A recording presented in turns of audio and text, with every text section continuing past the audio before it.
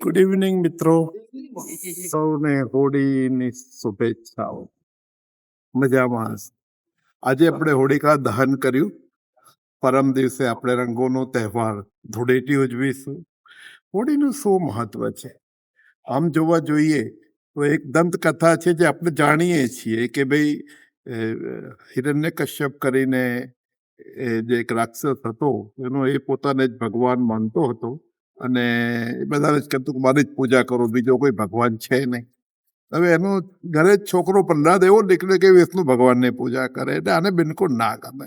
એને બહુ સમજાયો પણ સમજે જ નહીં. એટલે કે આને મારવો પડશે. હવે તો કે કોઈ છોકરાને થોડું મારે, પણ સમજતો જ નથી. ભગવાન હું છું તો વિષ્ણુ ભગવાનની કેમ પૂજા કરે છે? તો કે હવે એ ચલાવી રહેવું પડે. તો કે ના, હું મારીશ એમ કે. હવે એને મારવા માટે કયો રસ્તો પ્રયત્ન કર્યો? હિરણ્યકશ્યપની એક બહેન હતી હોલિકા. એ હોલિકાને એક વરદાન હતું કે અગ્નિની અંદર રહે તો એ બળે નહીં. તો એને કહ્યું કે તું પ્રહલાદને ખોળામાં મૂકીને અગ્નિમાં બેસી જા અને એ પ્રહલાદ મરી જશે, તને તો કંઈ થવાનું છે નહીં. અને એણે એમ જ કર્યું. હવે આમાં શું છે કે એની પાસે પાવર હતો હોલિકા પાસે.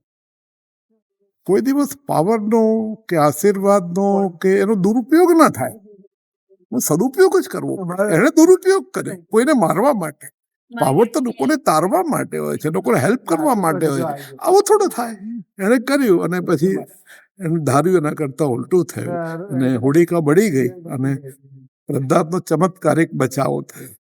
આપણે આમાંથી શું શીખવાનું છે કે ભગવાને આપણને જે કઈ શક્તિ આપી છે, આપણી જે વિશેષતાઓ છે, એનો ઉપયોગ કોઈને ડરાવવા માટે, કોઈને નુકસાન કરવા માટે કે કોઈ રીતે પણ કઈ સૃષ્ટિમાં કે પ્રકૃતિમાં, આપણી કોમ્યુનિટીમાં, આપણી ફેમિલીમાં કે આજુબાજુના લોકોમાં કોઈને ડેમેજ કરવા માટે કરવો નહીં, એમને હેલ્પ કરવા માટે.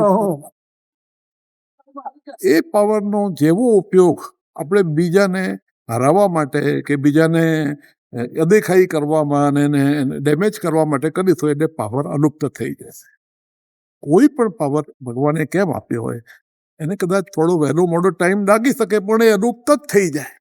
એટલે ધ્યાન રાખવાનું કે ભગવાને જે પણ શક્તિઓ આપી ભગવાન જ આપે છે. આપણે તો ક્યાંથી, આપણે શું તાકાત છે?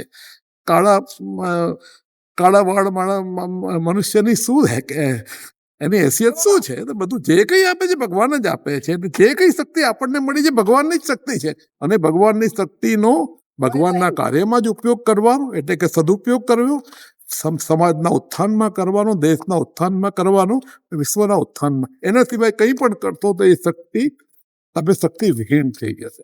આ હોળીના દિવસનો આજે આ જ મહિમા છે. મને લાગ્યું આપની સાથે શેર કરું. Thank you so much. So નાઈ લો.